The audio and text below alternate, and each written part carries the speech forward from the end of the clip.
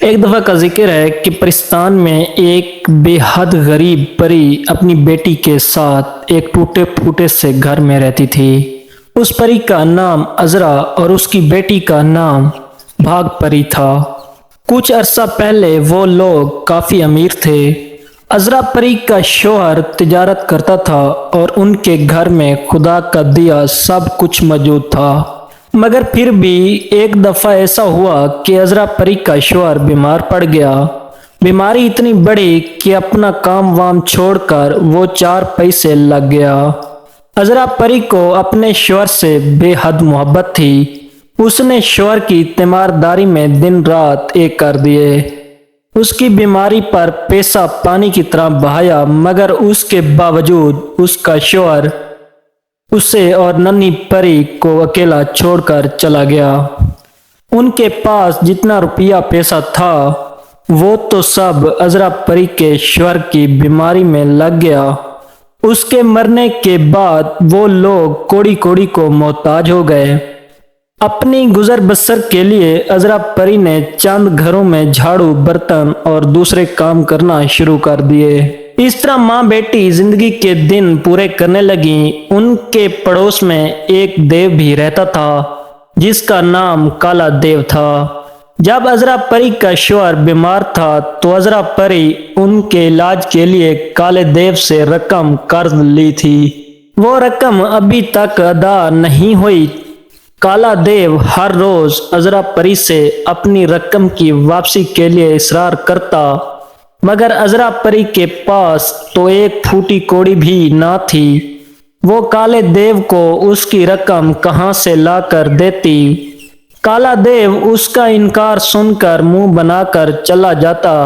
ایک روز وہ پھر عذرا پری کے گھر آیا۔ اس روز وہ بہت غصے میں معلوم دیتا۔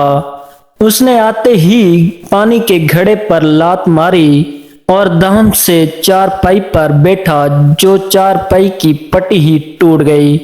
عذرا پری سہم کر ایک کونے میں دہک گئی۔ اس کی بیٹی بھاگ پری نے خوف زدہ انداز میں کہا، امی جان، چارپائی ٹوٹ گئی، اب رات کو ہمیں زمین پر سونا پڑے گا۔ کالا دیو غصے سے بولا، عذرا پری، اگر مجھے یہ پتا ہوتا کہ تم میری رقم واپس کرنے کا نام ہی نہیں لوگی تو میں تمہیں کبھی بھی رقم ادھار دینے پر راضی نہیں ہوتا۔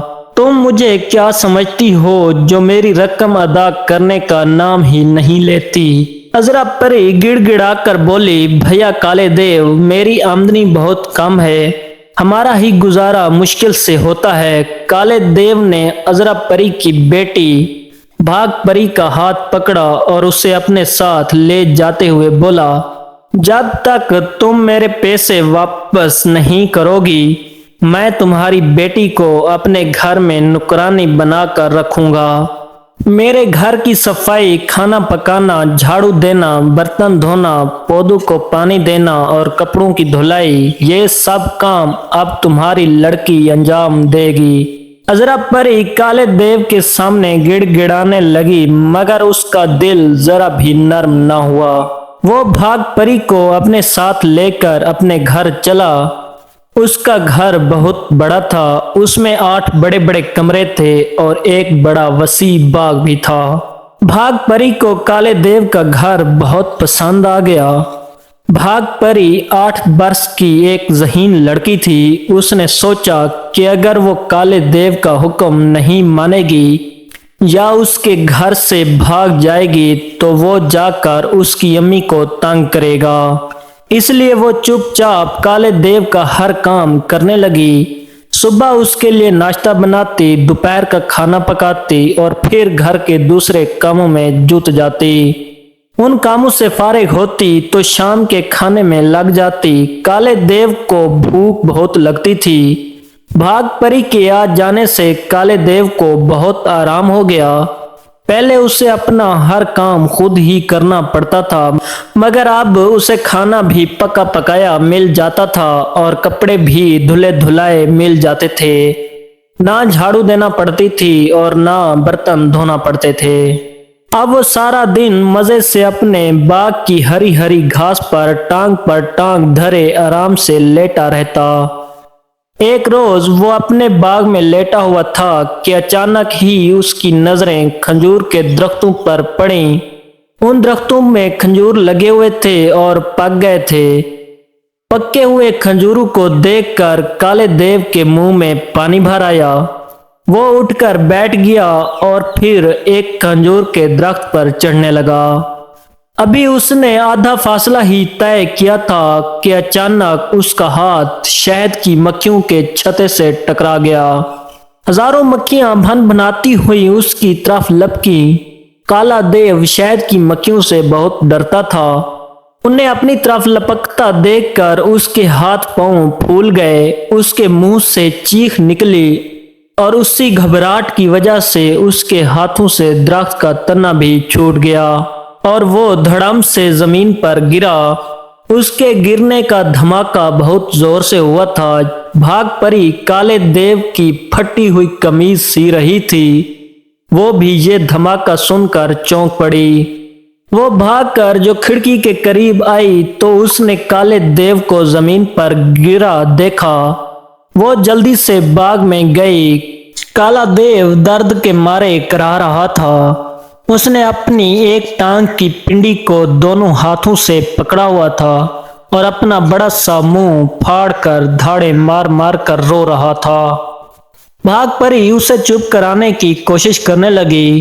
کالے دیو نے اپنی قمیض کی آستین سے اپنی ناک پونجھی اور بھرائی ہوئی آواز میں بولا، اتنی بلندی سے سر کے بل گرا ہوں، سر بہت مضبوط ہے، اسے ذرا سا بھی نقصان نہیں پہنچا، مگر ہے میری ٹانگ ٹوٹ گئی۔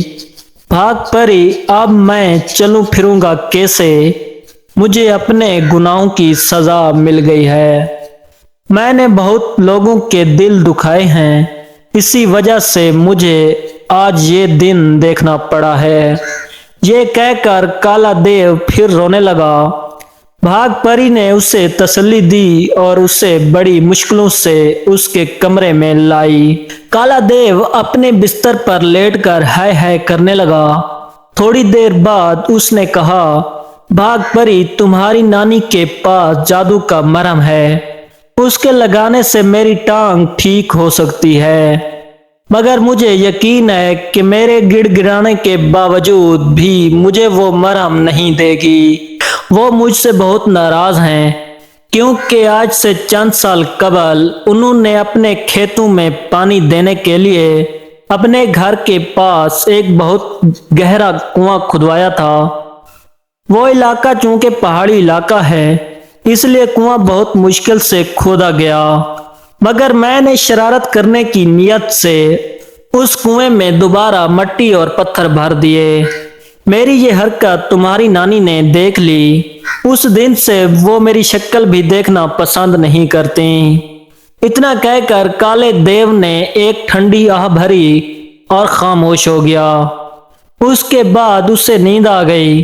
بھاگ پری بہت رحم دل تھی، حالانکہ کالے دیو نے اس کا اور اس کی ماں کا دل بھی دکھایا تھا، مگر اس کی ٹانگ کے ٹوٹ جانے کے بعد اسے کالے دیو سے ہمدردی سی ہو گئی۔ اس کی خواہش تھی کہ کالا دیو پھر سے چلنے پھرنے کے قابل ہو جائے۔ جب کالا دیو سو گیا تو بھاگ پری اس کے گھر سے نکلی اور اس نے ایک طرف کو اڑنا شروع کر دیا۔ وہ اپنی نانی اماں کے گھر جا رہی تھی۔ تھوڑی دیر بعد وہ اپنی نانی اماں کے گھر پہنچ گئی۔ بڑھاپے کی وجہ سے نانی اماں بہت کمزور ہو گئیں۔ انہوں نے بھاگ پری کو دیکھ کر بڑی خوشی کا اظہار کیا۔ بھاگ پری نے نانی اماں کو بتایا کہ اس کی امی نے کالے دیو کا قرضہ واپس نہیں کیا تھا، اس لیے وہ اس کو کام کاج کرنے کے لیے اپنے گھر لے آیا۔ اب درخت پر گرنے کی وجہ سے اس کی ٹانگ ٹوٹ گئی۔ اسے اپنی غلطیوں کا احساس بھی ہو گیا۔ وہ بہت تکلیف میں ہے، اس لیے وہ ان کے پاس جادو کا مرہم لینے کے لیے آئی ہے تاکہ کالے دیو کا علاج کر سکے۔ नानी अम्मा दिल की बहुत अच्छी थी, हालांकि उस देव ने उनके साथ भी अच्छा सलूक नहीं किया था। मगर उन्होंने भाग परी से कहा, बेटी मैं तुम्हारे रवैये से बहुत खुश हूँ। अगरचा वो देव अच्छा नहीं है, उसने तुम लोगों के साथ बहुत बुरा सलूक किया, मगर उसके बावजूद तुम उसकी मदद करना चाहती हो। ये बहुत अच्छी बात है। मुझे यकीन है कि तुम्हारा अच्छा सलूक देखकर उससे मजीद अपनी गलतियों का एहसास हो जाएगा। यह कहकर नानी अम्मा ने किसी संदूकची में से जादू का मरहम निकालकर भाग परी को दे दिया और उससे बोली, अगर मेरी तबीयत ठीक होती तो मैं भी तुम्हारे साथ चलती। खैर अब तुम जल्दी से इसे लेकर रवाना हो जाओ, इसके लगाते ही देव ठीक हो जाएगा। नानी अम्मा ने भाग परी को रुखसत कर दिया। नानी अम्मा से रुखसत होकर वो फिर काले देव के घर पहुंची और उसे जगाकर बोली, मैं जादू का मरहम ले आई हूँ। काला देव तो खुशी के मारे उछल पड़ा। भाग परी ने उसकी पिंडी पर जादू का मरहम लगाया तो काला देव पहले की तरह ही भला चंगा हो गया। उसका दर्द भी गायब हो गया, वो चलने फिरने के काबिल हो गया। अपनी टांग के ठीक हो जाने पर उसका खुशी से बुरा हाल था। वो अपने पूरे घर में नाचा नाचा फिर रहा था।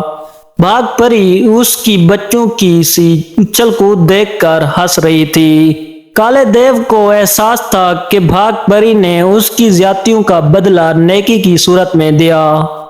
उससे अपने पिछले रवैया पर बेहद शर्मिंदगी होने लगी। उसने अजरा परी और भाग परी से अपनी तमाम गलतियों की माफी मांगी और अजरा परी का कर्ज भी माफ कर दिया और उसे अपनी तरफ से एक थैली भरकर अशरफियां भी दी। इसके अलावा उसने अजरा परी को अपनी बहन भी बना लिया और उन दोनों को अपने ही घर में ले आया। अजरा परी के दिन फिर गए। उसने दूसरों के घरों में काम करना भी छोड़ दिया। अब वो लोग निहायत ऐश व आराम से रहने लगे। काला देव बेहद शरीफ बन गया था।